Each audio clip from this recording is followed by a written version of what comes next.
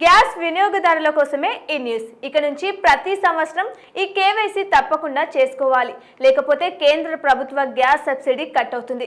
కేంద్ర ప్రభుత్వ gas subsidy కోసం గ్యాస్ వినియోగదారులు ప్రతి సంవత్సరం ఈ కేవైసీ చేయించుకోవడం తప్పనిసరని ఆయిల్ కంపెనీలు స్పష్టం చేశాయి. గ్యాస్ వినియోగదారులు తమ company Indian oil, HP, Bharat petroleum ఏదైనా మొబైల్ యాప్ ద్వారా ఈ కేవైసీ అంటే బయోమెట్రిక్ ఆధార్ ధృవీకరణ చేయించుకోవచ్చు.